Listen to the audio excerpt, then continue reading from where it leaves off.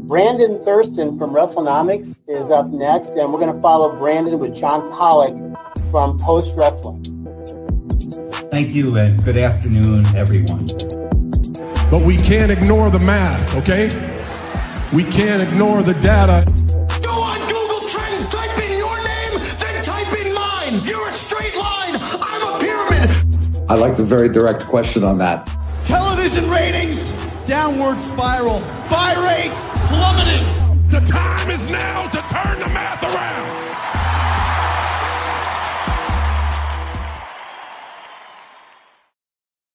It is Pollock and Thurston, and here we are live on Wednesday, March the 26th, the anniversary of the final broadcast of Monday Nitro.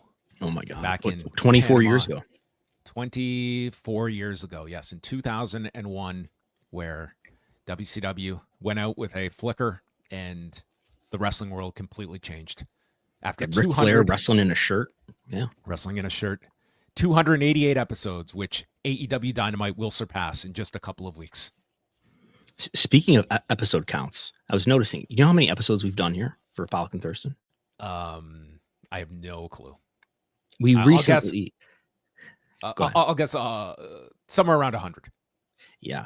I was looking at the playlist that all these go into, and it was on mine, it was like 100, but I've got some that I think we did only on post. In any case, we've done over 100 episodes of this.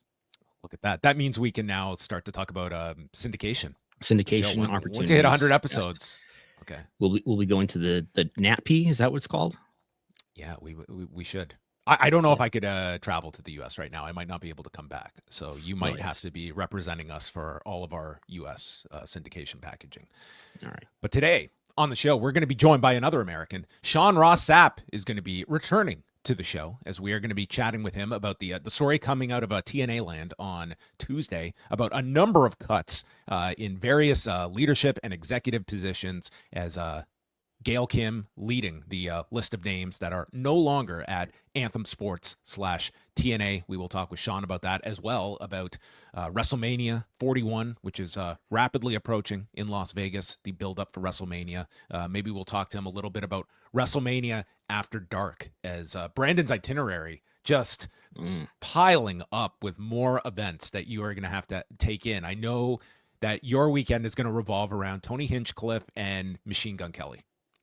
Yes, I'm still delaying my decision about whether to go, so we'll see. Oh, okay. Well, keep us updated. As always, you have an open invite that weekend. You could review WrestleMania with us. Let us get into things before we tackle the news stories. Brandon, you possess the Signal app, correct? I do. You can reach out to me on Signal. My username is Brandon. I think it's all one word. Brandon Thurston.14. You can message me. I think you can even make phone calls. I've never made a phone call on Signal, but you can text me. End-to-end encryption. However, don't you dare send me anything that is sensitive national defense information. That would be a big problem. Don't do that. Now, what would you do ethically if you were brought into a private chat with Mark Shapiro, Ari Emanuel, Nick Khan, and Paul Levesque, and they started talking about sensitive booking information and their plot to take over the entire boxing industry as well? How long would you stay in this I'm chat? sure Paul Levesque has a lot of thoughts about that. I would, just as Jeffrey Goldberg did, suspect that I was being worked and wait for some sort of real world verification that this was a real actual group chat that I was added to. Now, what if then Nick Khan publicly came out and said, this is a hoax, this is all being made up? Is Turkey Al-Sheikh in there? Of course. Yes. Okay. Maybe that'd be the more interesting Signal group. Turkey, Dana White, Vince McMahon, and whoever else. And I'm certainly not the first one to bring this up, but the closest, I think, example, maybe we could even ask Sean if he's ever found himself in this situation, would have been like the errant Vince Russo email of 2014 that he was attempting to send to Mike Tenay and instead ended up sending it to reporter Mike Johnson. And this news was so stunning at the time that Brandon was just left completely iced in response to this, because it was such surprising news at the time, where, if you recall, in 2014, Vince Russo was under lock and key, keeping this secret that he was working on the TNA writing staff. And then this secret got out because of the fact that he had emailed Mike Johnson by mistake when he was trying to send show notes to Mike Tenay. And this was quite the blunder back in 2014. Brandon, I just rejoined the group here, and yeah. I know you're talking about Vince Russo. It was very reminiscent, right, of the Vince Russo emails that were accidentally sent, instead of being sent to Mike Tenay, Mike Johnson of PW Insider. Yes, and not speaker Mike Johnson, but wrestling reporter Mike Johnson as well. So, I mean, that would be our closest wrestling equivalent. And really led to them, I think it was a major factor in them losing their deal with Spike, because they said no more Vince Russo, and here he is secretly doing this. Can't trust your partner very much if that's happening. Do you, without like getting specific, have you ever found yourself like on the receiving end of something that you were not supposed to see, or some kind of a blunder, not of a national security level, but just anything in your reporting of someone maybe making a mistake in that regard with you? I don't know that anybody's accidentally sent me things. I have inadvertently, I think, gotten access to some files that were not intended for me, I think, at some point. Not anything particularly sensitive, and certainly not scandalous, but yeah, something like that has happened. Yeah. I will be careful. I'm not going to be specific about what this involved, but I was reporting on a story, and it was about, I was trying to find out if someone was working somewhere, reached out to that person, and what they did was they forwarded my email to other people in positions at this company, and were like pretty much outlining everything, then replied to me, just basically not giving me any like kind of response or anything, just like a no comment or something like that. But in the reply, I saw all of this back and forth that essentially confirmed everything for me. And I don't think that person ever realized that. But inadvertently confirmed my story, because did they say that you were a highly discredited so-called journalist? No, they had to I remember it was quite a fun 48-hour period on that particular one. That's the best I can probably come up with for like a situation where I was just emails are tough for people sometimes operating emails and such. But anyway, I did get a press release from one of the press individuals we interact with sometimes. I got a press release that was not intended for me recently, so that's whoa. Oh, interesting. Okay, yeah. So you. Sometimes it's tough to get press releases. Yes. We will go over this more with Sean, but the key names that were let go by TNA, Gail Kim, obviously the most publicly known figure who had been working within the Knockouts division in a pretty significant behind-the-scenes role, and she has had multiple stints with TNA going back to 2005, this being her latest run. Obviously a very popular figure, and you can see a lot of that that we'll get into more with Sean. Ariel Schneer, who had been involved in this company going back nearly 2 decades.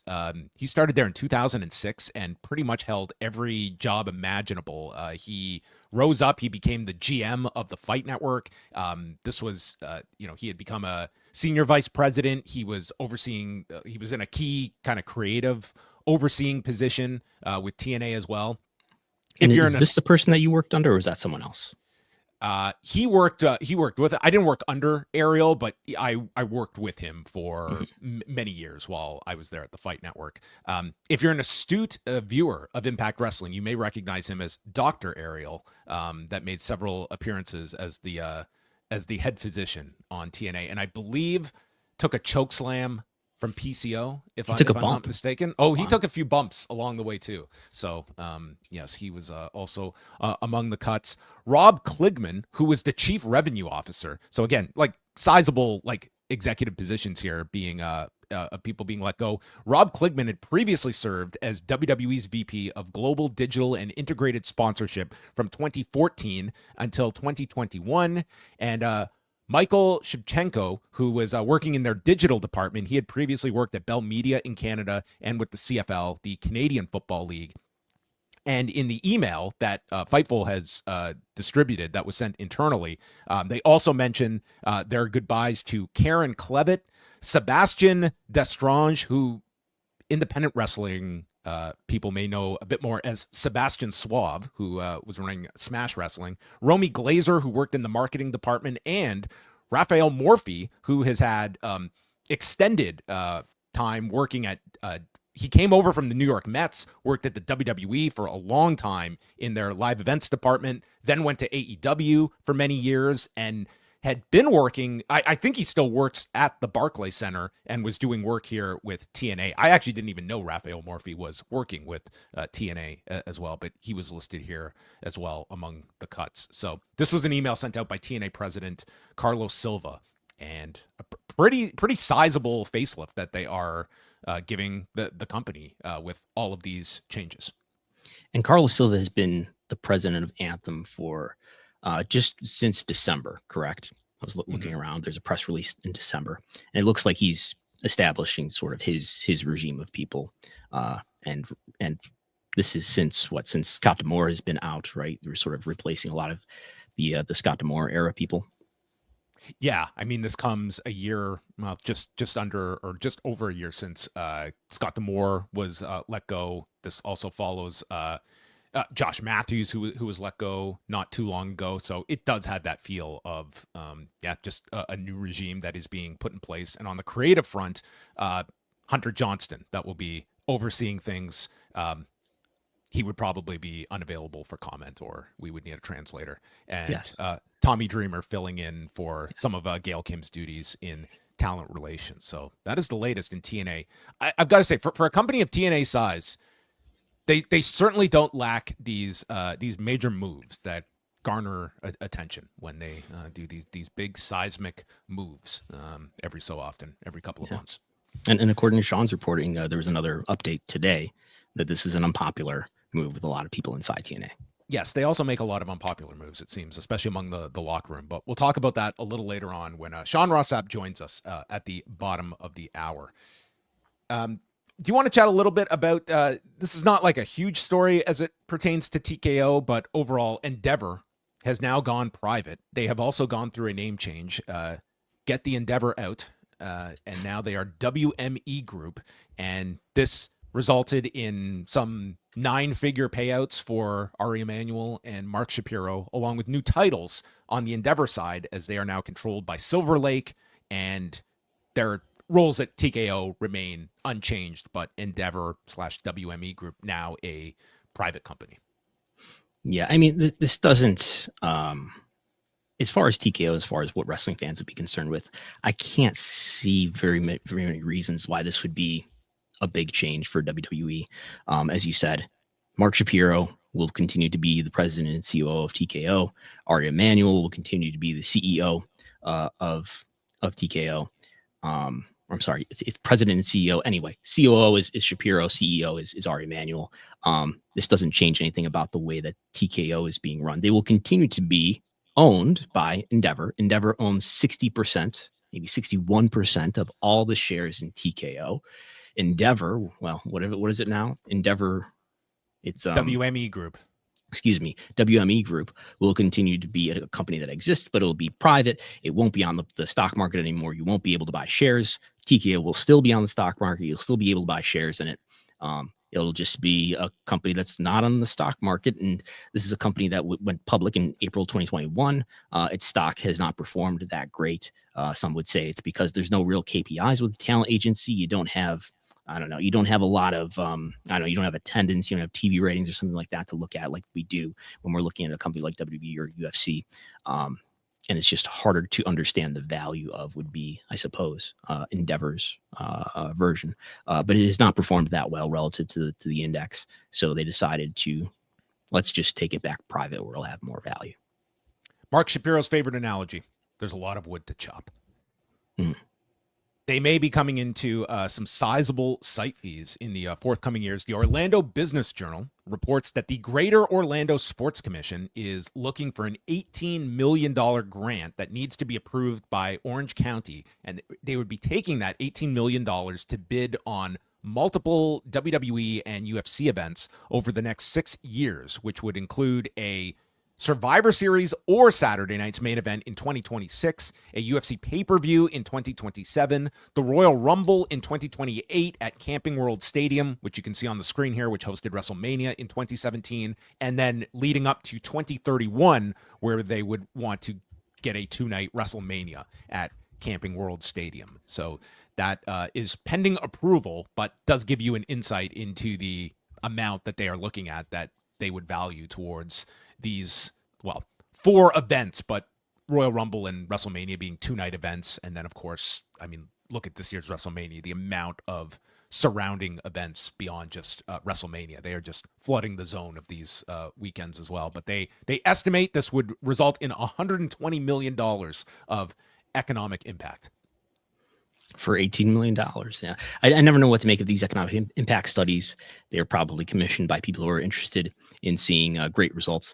But yeah, they're looking for all these big events. And we know that they were bidding on, or they were at least, they got permission to bid on a Royal Rumble in the last couple of years. I believe $850,000, something in that neighborhood for the 2024 Royal Rumble that ended up being in St. Pete, Tampa. So, that was, I think, more of a timing issue. There was some other event, I think baseball all-star game or something like that. Does that make sense? Anyway, there's something else that was competing with the timing of that resulted in Orlando not working out. But there's clearly from the Orlando Sports Commission a lot of interest in WWE and apparently UFC events too.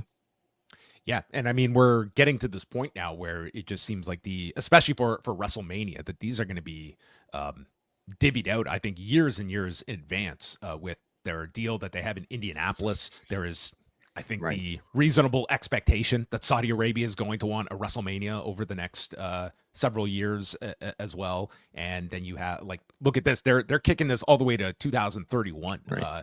It gives you an idea of kind of where they are at in the rotation and lighting. And UFC being part of this is sort of you're seeing some of the merger effect that I can deal not just at WWE events, but I can deal UFC events too. And PBR as well. Maybe there'll be some PBR events in Orlando. Yeah, how much of this $18 million would be earmarked for PBR? Probably not as much. I want to know the economic impact study of PBR in Orlando. We'll continue to follow that, and I am sure Brandon has put Greater Orlando Sports Commission and Jason Segel into his Google alerts.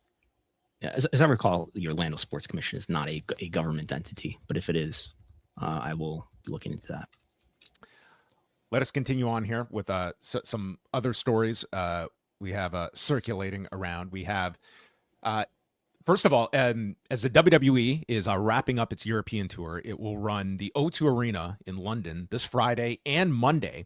And this is just days after the UFC ran a fight night card at the O2 Arena, just a fight night card. And this did its latest gate record for a fight night with over $4.7 million in ticket sales. They announced their attendance at 18,583. And my God, was there, typically for these UFC shows, we see a lot more complaints now, I think, among the WWE audience at these escalating prices in tickets. But the European fans, I do not think they were happy with the amount here that it took to achieve this new fight night record. And there were people walking out of this main event on Saturday, but I don't think they care all that much as long as these gate figures continue to be broken. So 4.7 million divided by, let's assume that's a paid attendance. That's an average ticket price of $250, which is a WrestleMania level ticket price. Is that especially high for UFC? 250, and that's US. This is a US gate number that they're putting out, right? Yes. I mean, that's not a ridiculous average price for a UFC show. I'm sure it's scaled a bit more. I mean, typically when we do see the odd time that we do see a Polestar breakdown, the announced figure is typically this. I see that this was a fight night though, as opposed to a pay-per-view. So this is a big deal for a fight night. Okay. Yes, exactly. So anyway, that sets the stage of TKO reaping a ton out of the O2 Arena over these 3 events, as I imagine Friday and Monday very moderately priced as WWE stages SmackDown and Raw to conclude its European vacation. And they did this on neighboring days, WWE and UFC, so they probably minimized some expense that way too. That as well. And I mean, they even got a seat for Drew McIntyre. I don't know if he plucked down $250 for his seat, but he did get I would assume a comp to go watch the Fight Night card. It's not easy to get those comps these days. We go back to this weekend. Let's go in order here. SmackDown on Friday night, they did 1,459,000 viewers and a 0.39 in the 18 to 49 demo. So the demo audience was down 25% from last week. This was up against March Madness, and they had multiple games that they were going up against. They finished 5th for the night in primetime on cable, but this would have been their lowest 18 to 49 audience of the year for the show taking place from Bologna, Italy. So yes, NCAA in full force here, and I think we could see some of the impact on SmackDown's audience on Friday night. Yeah, I mean, especially when you consider the rank. Like I'm used to scrolling down and seeing it ranking number 1, maybe number 2, but for it to rank number 5 is pretty unusual. But there's a good reason for that, and that's March Madness is upon us. What do you anticipate? We are almost 3 months now into this 3-hour era of SmackDowns, and opinions aside of the 3-hour format, these have been great numbers for the USA Network. And do you anticipate that this is something that is, like, if I'm USA, I would absolutely be pushing for the show to stay at 3 hours. But all expectation is that this will be reverting back to 2 hours, with the question of whether this is going to be a seasonal switch that they continue to do throughout the life of this contract. I would imagine whatever they've agreed to is in writing. And I suppose if they want more content, they might have to alter their agreement and pay WWE more for that. But it's obviously it's what everybody knows. It's a larger demand to put on the viewer, and it's what you want creatively probably is to be booking a 2-hour show, not a 3-hour show. Yeah. I mean, historically, if the money is there, I think the WWE will very much not concern themselves about burnout among their audience. I guess the question would be, is USA incentivized to pay above and beyond for that extra hour? Because there's nothing there going to place in that 10 to 11 Eastern hour that's going to come anywhere close to what a third hour of SmackDown is going to be. I will hope that WWE stays firm and just realizes, 2 hours is enough on a Friday night. But I think I'd be foolish to just assume that. Saturday night and Sunday, we got Collision Slam Dunk following the NCAA basketball tournament. And what were our results, Brandon? Was this a successful lead-in for AEW Collision on both nights for 60-minute editions of Collision? This went pretty well. I think, this is the first time we've ever seen anything like this, where they've split the show up. I mean, you have all these. I've prepared a chart special just for today. We have, I think there's never been a show that has been so distorted by all of its preemptions, by going head to head with WWE. I've put this is amazing. This 20 chart, different arrows on this chart. This what I call a shadow chart, where you're looking at, here's the current year versus the same year on the same timeline. Anyway, I mean, it's been either preempted a lot, or it's been challenged by WPLEs, or it's had these great lead-ins. There's probably never been a more contextual show. It's just so dependent on the context of whether it's tough competition, whether it's a really strong sports lead-in. But I thought this was a really smart idea. I tried to find out who's responsible for it, and I was told, it was everybody's idea. And it's, to split it up and distribute this. Darby Allin came up with this. Darby Allin might have participated. But to distribute the enormous lead-in value. And we do have quarter hours on the Patreon now for Wrestlenomics. And you can see, of course, yes, the first quarter hour is huge, and then it's a huge slide down. Nonetheless, there's some value in that. Certainly, I mean, just speaking directly, you're getting more ad impressions being spent in those early ads that you run in Collision. And it's what this did again, to put it back, well, I guess I have it right here. It did 584 and 554, which, as you can see, if people are watching in video, I mean, that's well above anything it's been doing in quite a while. Especially, I mean, you have to look to other examples where it had an enormous lead in from a college football game in this case, as opposed to March Madness games. So it's probably creating some direct value in terms of, okay, we get those ads in front of more eyeballs, and that just satisfies more ad impressions that we've promised to advertisers. So there's some real value there.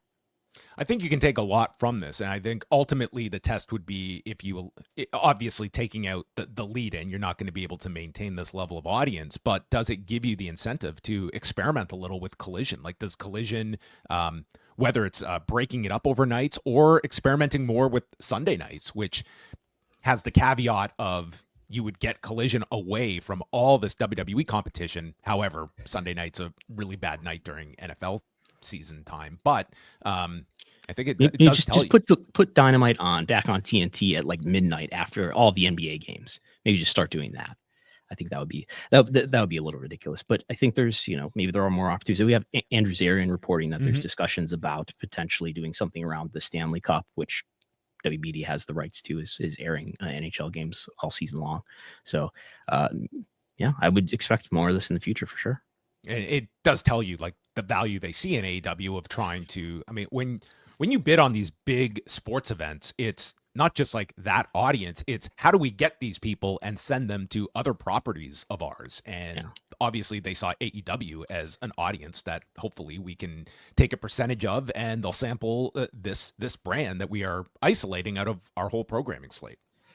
And it's going to decline in viewership from quarter hour one onward really strongly, but it's probably going to hold viewership better than the 18th run of Iron Man or whatever they're gonna put on otherwise after a big college basketball game or something like that. There's something else here, but I forget. And the last thing here is the Netflix figures. This is for a week ago Monday for the March 17th edition of Raw.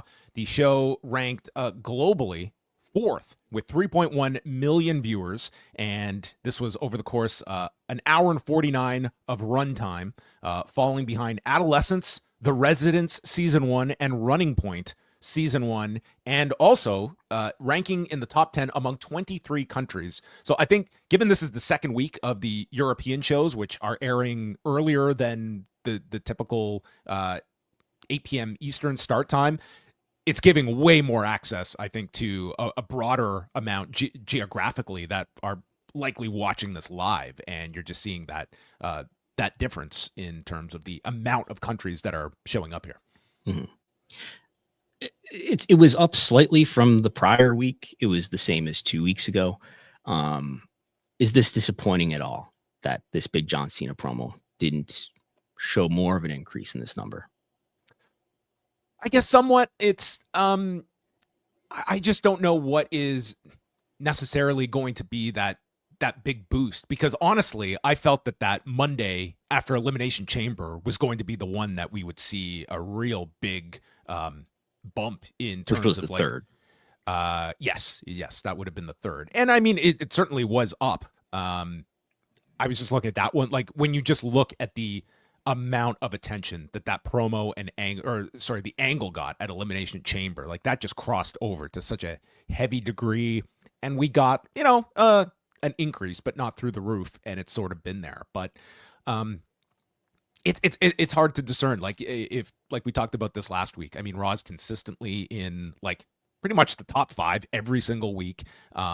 It sounds like in terms of the ad inventory it is selling, that has been very successful. So it's kind of hard to get a gauge on like where you look at this Raw to Netflix move in terms of like the value of what Netflix is spending versus what is coming back at what is typically the peak season of the year for WWE, and where this will be come 6 months from now when it's not the peak season. Well, I believe so. Next week is the 31st. And then the week after that, the 7th, I believe we're going to get India will start to be included in this, which will further distort. But I guess we'll get that first episode difference to sort of measure, it increased this much. We're going to maybe assume that much is India. So don't worry. Estimates will continue. All right, we're going to take a break from numbers and charts and stats, and we are going to welcome in the man over at Fightful.com. Returning to the show, he is Sean Ross Sapp, coming off a very busy day of news. How are you, Sean? Hi, Sean. I thought yesterday was going to be a quiet day outside of the Mariah May stuff. I was like, you know what? I'll drop this news. It'll be fine. And then the Mina Shirakawa domino fell, and then TNA firings. It was quite a day. Listen, we can say a lot of things about TNA, but when it comes to cutting ties with figures that are going to cause a massive ripple effect within the industry and their locker rooms, they may be unmatched. I got to be honest, man. Like, I've covered hundreds of releases, firings.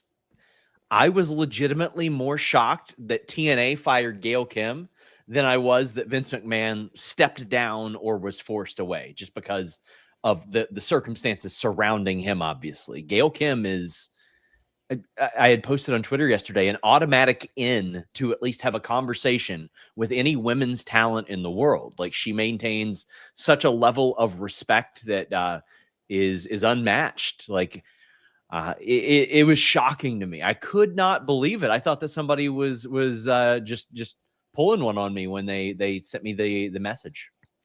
And Sean, like, what is your understanding of what her position was, other than when she was appearing on screen as talent? Like, what was her role behind the scenes?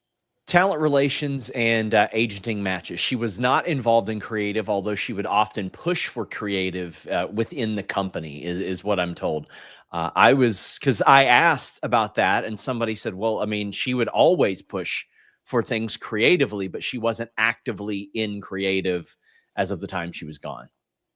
And it sounds like, according to your reporting, that pushing too hard may have contributed to her not being kept on here, as Carlos Silva is rearranging everything in TNA right now.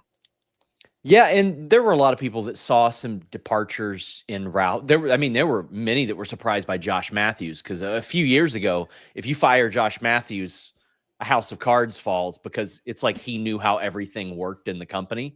And they had slowly phased him out, among other people. Gail Kim was just one of those people that you have because of the level of respect she maintains, her experience, and again, her ability to draw free agents, her ability to make your show better from an experience standpoint. That was a particularly surprising element to me. But I mean, honestly, like, I haven't heard much negative about any of the people that have gone. Like, maybe little elements here and there, but by and large, a lot of these firings were puzzling to most people that were familiar with the work associated with these guys. What's the sense you get, Sean, of the divide, if you sense one, of Anthem and the TNA side, of kind of that institutional knowledge that a Gail Kim possesses, and if that is really understood, as you just mentioned, that Gail Kim is a conduit to a lot of key people in the industry, and just seeing the reaction to her release, if Anthem necessarily understood what it had in a Gail Kim, and if there's that kind of friction of, like, not non-wrestling people running a wrestling operation. Well, I can tell you that Ariel at least made an effort to try to learn as much as he could about what it is he was involved with. Like, he was present at the NXT stuff when they would send TNA people over there, but immediately Carlos Silva, not being as familiar with wrestling, specifically some wrestling terms, I was told some, like, interesting phrases that he will use throughout. Like, I heard he called guardrails bike racks at one point. And people were like, it's just little things like that where people are like, is he joking or does he not know, type of thing. Like, they thought maybe he was participating in a bit of satire on himself. It was so unusual, because it's not exactly an uncommon phrase to call something a guardrail. But I feel there has to be some sort of disconnect for them, of all people, to let a Gail Kim go. You know what I mean? Because, like, it's like the prom queen getting dumped by the kid that gets stuffed in lockers. You know what I mean? Because it's very clear she was working there, likely on a discount, probably had options elsewhere. Even though she had a tumultuous WWE exit, we know who those those issues were largely associated with, and that was Vince McMahon, his view of women in general, not just from a wrestling perspective, but in general. And there is a huge divide, or a huge just absence of female influence near the top of WWE, AEW in general. So, I mean, like, obviously she's going to get interest. I already had people from both companies asking me if there was a wait period on her, or if there was a non-compete or anything like that. So I know that there were at least people of influence that were interested in bringing her in. That's one of the reasons also why so many people in TNA were shocked. They're like, and there is no wait, you've reported, correct? No wait at all. From what I understood, I don't know if they were asking her to do a non-compete, or if they wanted like a non-disparagement or non-disclosure or whatever that might be, which have become a little more standard in wrestling these days when somebody gets out early, like a Ray Phoenix or Ricky Starks of the like. But we're going to ask you to sign an NDA after the show. Okay. Yes, indeed. Like, I don't think, I mean, she doesn't, what's a few months pay going to mean to her? This woman could have retired years ago, her and her husband both. Like, she does this for the love of the game. So that's why also it was very surprising. I had one talent outright tell me they're not renewing their deal whenever it's up because Gail's leaving. And that to me is, I think it's really just kind of indicative, because I mean, if you're someone that's been there for a couple of years now, like this is kind of just history repeating itself, because with the Scott D'Amore fallout, you heard a lot of like talent, even like publicly, like that would state later, like Scott D'Amore was a major factor in me deciding to stay or not. And it's sometimes we hear that privately, but when people actually act it out, it's like, it's quite another. And it does tell you like the value that a lot of these talents place in some of these figures, like a Scott D'Amore and a Gail Kim. And it does add up over time when it comes to morale with a company. And it just feels like TNA gets a bit of that momentum going, and then it's the pin popping the balloon, and they have to kind of reset. And it does seem like Anthem, specifically Carlos Silva, wants his own people in there. But it's just puzzling to me, man, because they're not AEW, they're not WWE, they're not on that level, and they are sort of a mom and pop level type of thing run by a corporation, but they're not going to improve, I don't think, by getting rid of the people that largely facilitated the growth. There were a lot of people. Mike Gilbert had a really nice post about some of the people as well, because I've been collecting information on these people.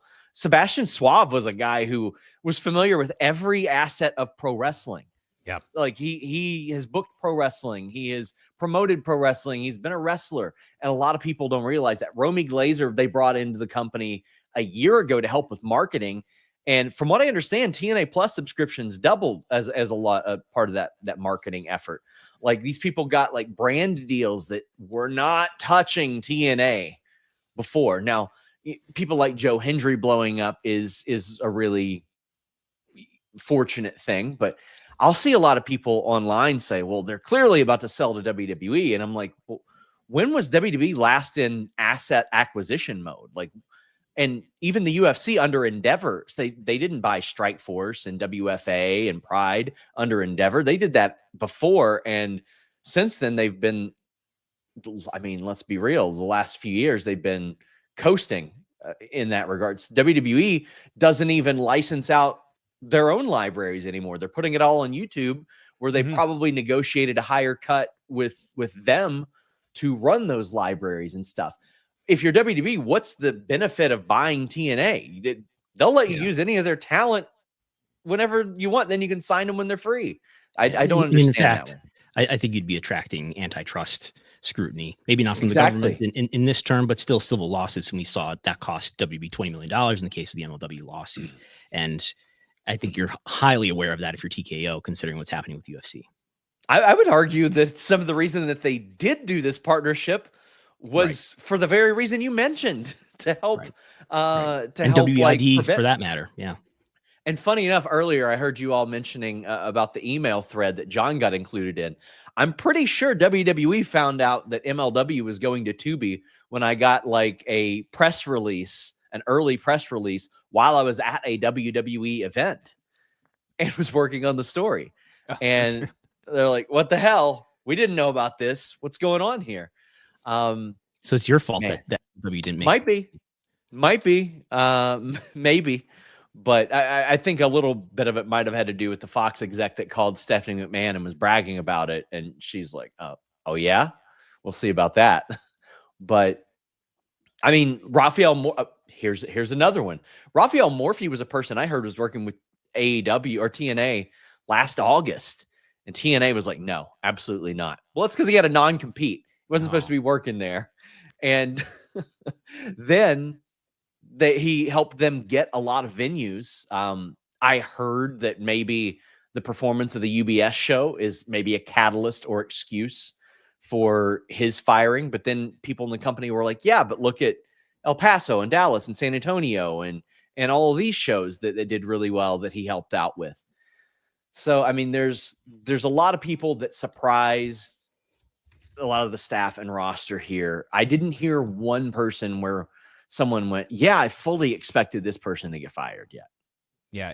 Ariel Schneider is an interesting name because when I was at the Fight Network, I worked with him for about a decade, and like he came in like just literally doing like Raw recaps on the website and just continued to climb and climb and climb up until this SVP role, and of course being involved heavily in creative over the last year. But if you were paying attention closely, he was seated in the front row at Elimination Chamber just a few weeks ago. So it tells you like the connection level too on the WWE front. But again, like here's someone that was there in the company for 19 years and is one of like the longest lasting employees up until yesterday with the company.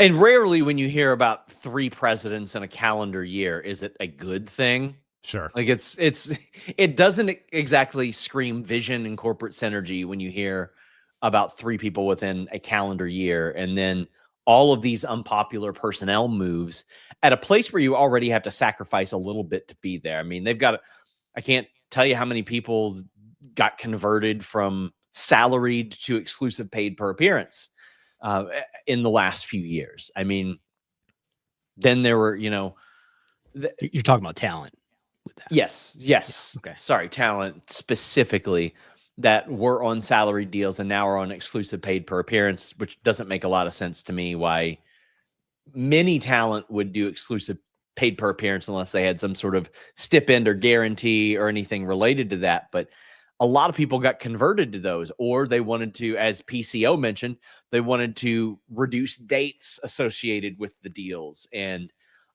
they were bragging of their growth while cutting people. And that's common in the corporate world. I mean, we saw that within WWE. They would brag and boast about their record earnings while firing dozens of people every quarter. As you take a step back, Sean, like, do you look at like what is the big picture move here? Is this sort of, well, this is going to be Carlos Silva's vision of what TNA can be, and in its marketplace, I mean, it's like they openly talk about like Access TV is just not the distribution level that we can do. But it just feels like TNA is in this spot, as you just mentioned. They're not WWE, they're not AEW, and I just don't know if there is that aspirational level of like that you can ascend to. Is this just a means to find profitability, or at the end of the day, this is guaranteed programming that Anthem owns, and that's sort of its lot here, and keep costs at a level where it's not running too much of a deficit for us? I've been trying to find out TNA's business model for years. I don't understand it. Like I watch their show on Access, and then I see commercials for Sammy Hagar concerts on the network I'm watching. Like I don't understand it. It has to be a loss leader at this stage. And if you look around, WWE got a better TV deal for LFG. Like they're on A&E right now.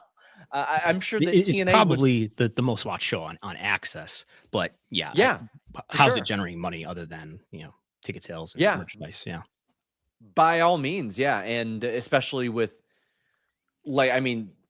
I can tell you, like, Moose is on a guarantee. He's on a very good guarantee like that. But I don't understand how the money coming in exceeds the money going out unless they use it as a loss leader. And I'm not as familiar with their Canadian strategy or anything like that, but it's just never quite made sense. And then I see some of the other things that end up getting TV deals, and I'm like, how have they not got anything? I mean, we were talking about like 10 years ago, Comet and Destination America and El Rey, these places were falling all over themselves to just try out wrestling. And now, like, nobody will touch TNA besides Access, even when they have NXT talent on their show. It's puzzling to me. I don't understand it. And then I'm sure international distribution helps. Yes. They're in India, I believe. They're in UK. They're in Canada. So I'm sure that's helping them as well. Yeah, it's gotta. I mean, it's gotta more than their Access deal. We'll talk about WWE business in just a second, but with TNA, several shows in now for Maple Leaf Pro Wrestling.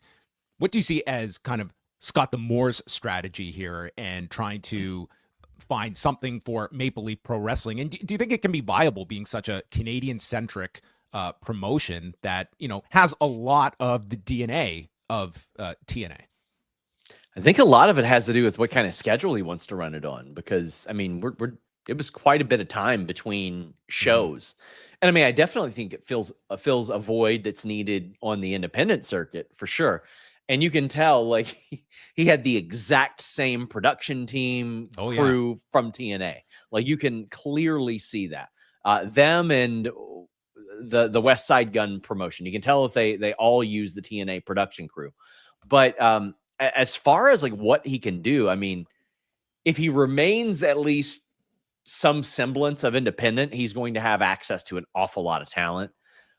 Especially because if TNA is in bed with WWE, I would imagine AEW and other companies would be much more likely to be in bed with Scott D'Amore, who has helped operate pro wrestling at a high level, clearly can get buzz for an independent promotion. I don't know the landscape of Canadian TV or anything like that, but it's hard for me to believe that in the States, like, it will expand beyond a premium indie. I would love to be proved wrong on that, though. Yeah, I mean, it's like AEW's on TSN, TNA got onto Sportsnet, and those are pretty much your outlets up here in Canada that you could be looking for. But I think it's a really tough way to go. But like, it would certainly not surprise me if, you know, Scott D'Amore is reaching out to some of these people because he has history with them, and it does feel like he's trying to build an infrastructure.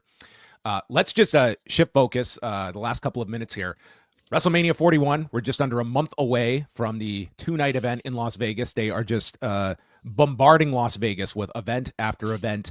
Will Sean Ross Sapp be going to the roast of WrestleMania? I won't be going to Las Vegas at all. Oh, you're not going? I'm staying in Lexington, Kentucky. And Brandon's on the fence. He might be our representative, maybe. The more that gets announced, the more relieved I am with my decision. Amen. Because I am getting far too old for that. I see a lot of people say, oh, well, they're running this. What about the indies and all that? And I'm like, okay, listen, I've worked a number of these indies. I'm very sympathetic towards these, but that is kind of like saying, hey guys, don't plan your wedding rehearsal and your bachelor party the same week as your wedding, because we got other stuff to do. It is their weekend. Like, they can run any of these things they want. If they see that Wale Mania is wildly successful as it is, of course they're going to do their own, probably significantly cornier version of that. That's just what they'll do. I mean, this thing is like now a 5-6 day situation, but they will certainly find out what works and what doesn't work this week, because they are throwing everything at the wall. Now, which night of WrestleMania After Dark, which was just announced the other day, Oh, which one looks oh best? my Because God, we got four nights of it. Jesus. Valentino Khan is headlining Thursday. You have Metro Boomin headlining Friday. Like Machine Metro Gun Boomin. Kelly, someone I've actually heard of, is headlining Saturday. And Flo Rida plus Gronk for the big main event blow off on Sunday. You know, do you remember Georgia Line? Yes. Yes, another favorite. They should do, like, because they did a WWE thing. They should do Flo Rida, Georgia Line, No Pitbull here, apparently. Where's Saliva? Where's Saliva? I mean, these would be the WWE hits all coming I've out. been chasing a Josie Scott interview for a year. I came very close to getting it, but he just went on tour because they got a lot of wrestling centric songs. So that's I'm like, God, please let me get that before Van Vliet gets it. For the love of God, give me one. But I think Saliva would probably draw a little bit better with this audience than some people. But listen, I'm old, so I would most likely go to the Metro Boomin. Though I like his music, actually. How would you assess make of this? Oh, sorry. You go ahead, Brandon. What do you make of this the Tony Hinchcliffe show? In that you've got a wrestling product that has tried to be pretty apolitical, especially in the era of Trump, and tried to have no politics. Until Chad Gable this past Monday, it seems they're diving in. Yeah. They're relaxing that stance. But yeah, they've been super apolitical, and that. I think there's going to be a lot of just intrigue in this event of just that WWE is attaching themselves so closely to it. So when I asked about the Gable thing, I was told that, and maybe it's them BSing, that they included it because they thought it was so ridiculous. They thought it was, ridiculous that anybody would do that or even care about changing that. But we'll see. When I asked people about Tony Hinchcliffe, I got a lot of eye rolls about it. They're like, of course, type of thing. But it's also one of those where most talent aren't being asked to show up or go there, just the people involved. So they're like, whatever. If it bombs, it bombs. But there's also a lot of those guys that know Tony and they do like him. But there were certainly some that were like, well, we're not down with what he said specifically about Puerto Rico, obviously. But there's a definite notice within the company that they're being a little bit more forward. And the thing I always mention is at TKO's heart, they are a talent agency. That's what they are. Their endeavor, and they want to get their bull riders and their comedians and their actors and musicians on platforms where people might not be familiar with them and then become familiar with them. So this is another effort to do that. I'm sure that he's either represented by them or they want to represent him. And that's probably a direction it's going. Yeah, it's an interesting brand move because, regardless of whether it's successful or not, or it sells out or it does terribly, this is in a very small way, but maybe it's a signal of decisions that they're willing to make about what you're willing to say your brand is about. And UFC has gone the completely other direction, and they're doing really well. Yeah, they might be doing the roast of Andrew Tate by the end of the year if it's UFC's call. Yeah, that was I couldn't believe I didn't cover the UFC that night, or when I saw that they were there, I was like, you know what?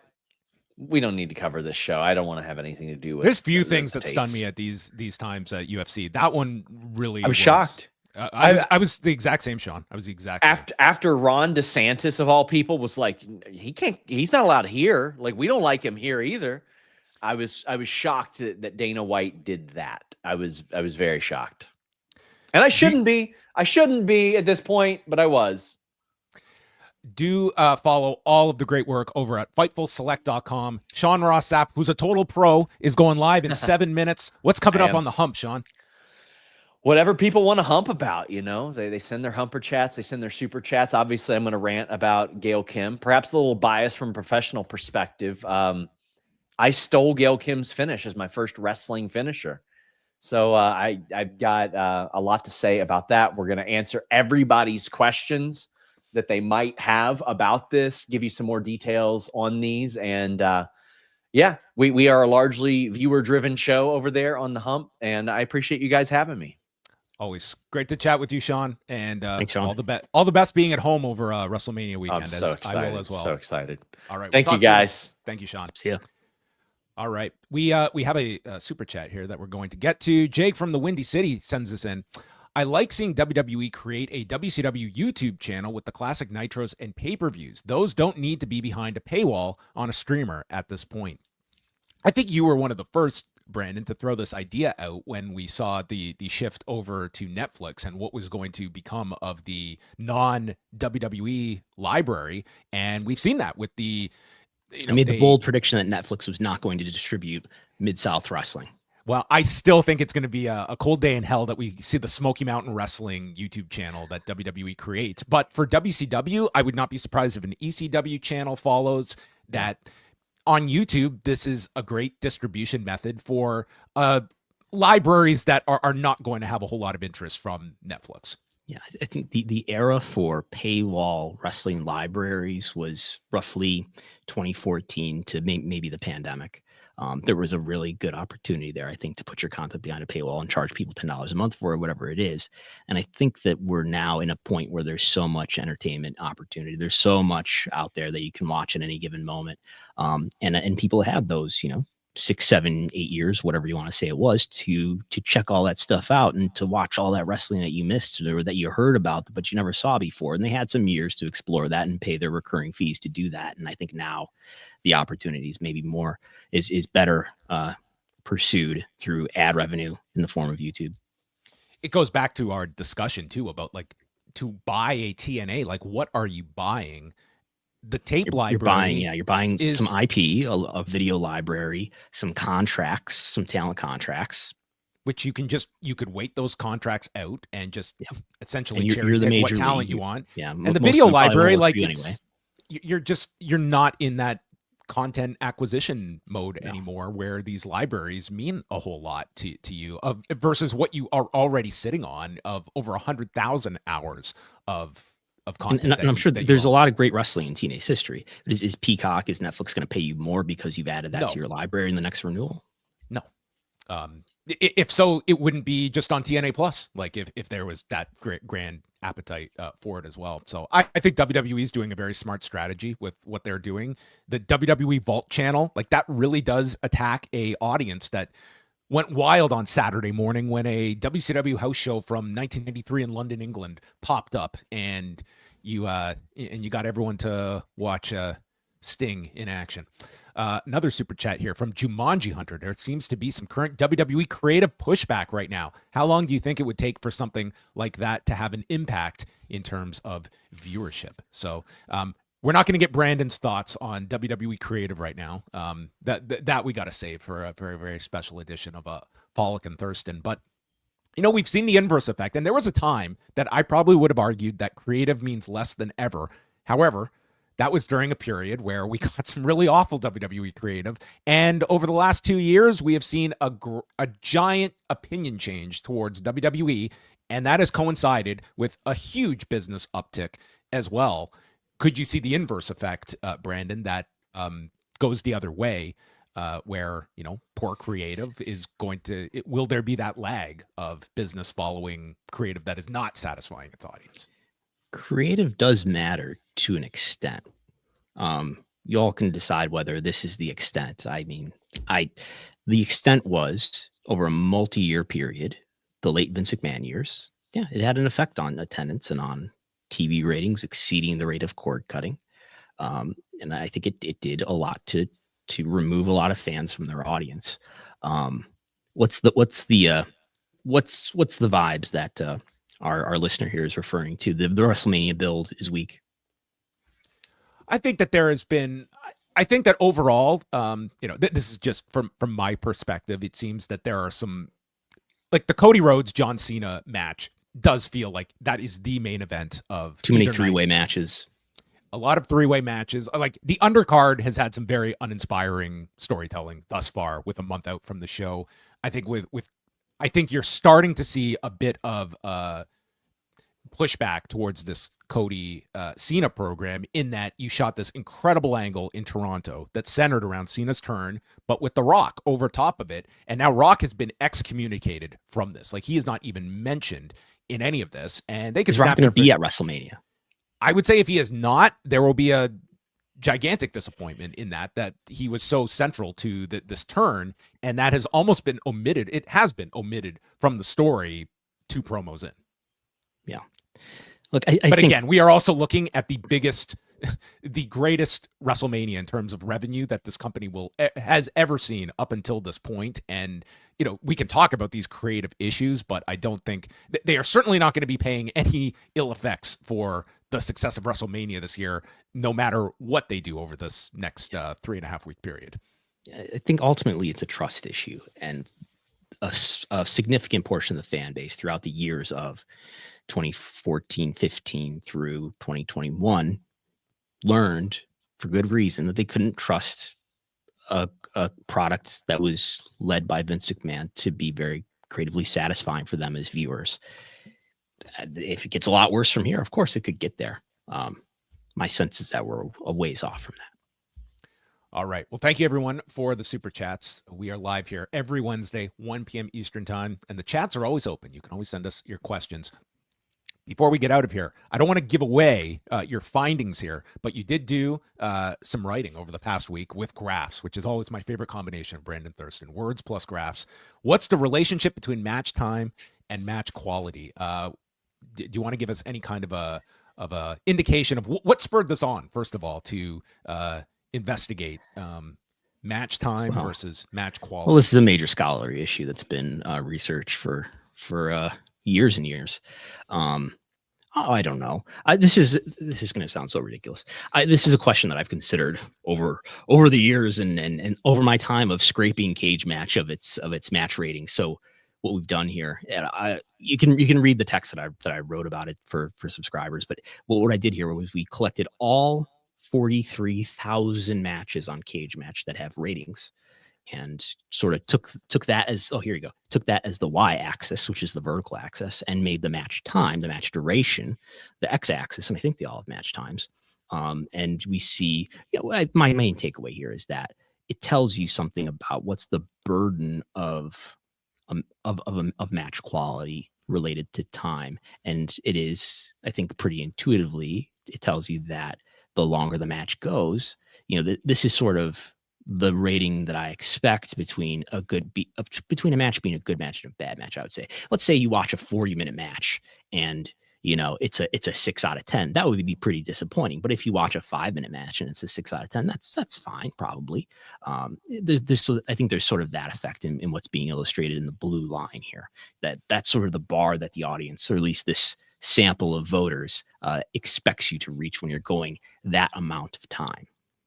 Yeah, this is we start to see the slide here. 70-minute matches, not that is weighted down by matches from earlier in the timeline, though. I did discover. Okay, I understand. So it is pretty flat. If you only say 2020 to forward, which there's a ton of matches in that period alone, it does get pretty flat. But then again, we are talking about a pretty small percentage of matches that are going beyond 30 minutes, 40 minutes. Just for it to exist, I do wish that Bryan Danielson and Austin Aries did that 3-hour match instead of realizing, we're going to go home. They were going to do a 3-hour match. That was the plan that Danielson had, to do a 3-hour match, and then I guess it was whatever time period in the match they decided, this is didn't Chris Hero wrestle for multiple hours? Chris Hero has done some of those like marathon, a gauntlet style. Yes, he has. So maybe he would be the expert when it comes to a match time versus a match quality over a period of time as well. But always interesting research that Brandon is getting involved in, and you can go check that out at patreon.com/Wrestlenomics. You can also subscribe on Substack to get all of Brandon Thurston's fine work that he is putting out on a routine basis, including your favorite quarter hours. Who's a draw? The ultimate question that keeps Wrestlenomics going. Who is the draw? So subscribe on Substack and Patreon. If you want some really big news here, we could break.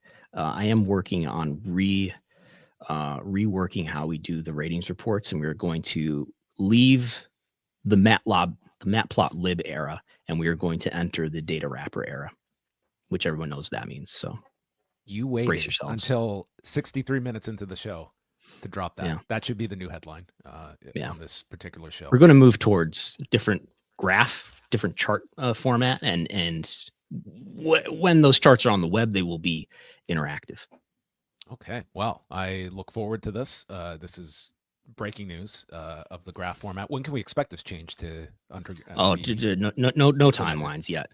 But like this chart that I'm showing you here, and I've used these in some different reports. These charts are data wrapper charts where you hover the mouse and you actually see a data point and stuff like that. Can we get a t-shirt? What's in my reports now? Yeah. Can we get a t-shirt of this? A t-shirt of what? Of that graph. Chart in particular? That graph, that specific graph. I guess you could. I'm not sure there's sufficient demand for that at this time, though. Only one way to find out. All right. You can also go postwrestlingcafe.com. That is where Post Wrestling puts all of its extra work. Just put up a brand new edition of Book Club that Neil Flanagan and I do, where we sit down and we read a book. This one being The Queen of the Ring by Jeff Lean in 2009. Special Easter egg at the end of that particular show. And going up today, I wrote a lengthy piece on the life, the history, and the struggles of one Lex Luger, who will go into the Hall of Fame, including quite a look at how the WWE handled the death of Elizabeth Hewlett in 2003 with that infamous series of pieces that they put on Confidential when they were going full on hard copy. And Lex Luger did not come off well in those particular segments. It's actually remarkable that there has been a reunion between both sides over the years. But Lex Luger will be part of the Hall of Fame induction class in just a couple of weeks, one of about 1,000 events WWE is hosting in Las Vegas. Yeah. Maybe forget Sting and DDP. Maybe we're going to get Metro Boomin inducting Lex Luger into the Hall of Fame for some synergy. You never know. Is AEW going to let Sting? Sting is presumably under some contract still with AEW, right? He's under some kind of like whatever their equivalent of a Legends deal is. We can discuss this. It's quite the debate. My argument he might get flack for it. I don't think I'd be too ready to give the green light on that one. Yeah, so you're talking about Tony Khan. Tony Khan, yes. Presumably. Yeah. Yes. Yeah. Or what do you get in return? Maybe there's some sort of trade. Yeah, and I don't know what you would even... I don't see WWE cooperating with that, with giving him something. What would they give him for one thing? And I think they're pretty dismissive of AEW. Well, I think the last kind of example of this was for, I think it was the Raw 30th anniversary, where they wanted Billy Gunn for some DX reunion. And the idea was, okay, he can do it, but you have to identify him as, he is here on behalf of AEW. They wouldn't go for it, like just to identify him as being from AEW. So, I mean, if that's the precedent, are they going to run a commercial for All in Texas when they're also running a Saturday Night's Main Event that night? No, they're not. And last year when Lex Luger was at the Sting retirement, it's like they couldn't show any of these WWE guys on camera. So, I mean, it would be a great moment for Sting to induct his friend, but I mean, Tony Khan is not cultivating friendships. He's running a company, and when the shoe is on the other foot, we have evidence that it wouldn't have been done. So that's I wouldn't expect it, but I mean, we will see. Tony Khan has lent a lot of AEW talent over the years to appear in WWE projects, so maybe he will give Sting the okay to do it, but we shall see. Wouldn't expect anything tangible in return. That would be my thought. On that note, we want to thank Sean Ross Sapp from Fightful.com for joining us. We will be back here next Wednesday to chat about all the latest goings on in the world of professional wrestling, site fees, statistics, charts, and then some. So thanks to everyone for joining us, and we'll see you next Wednesday.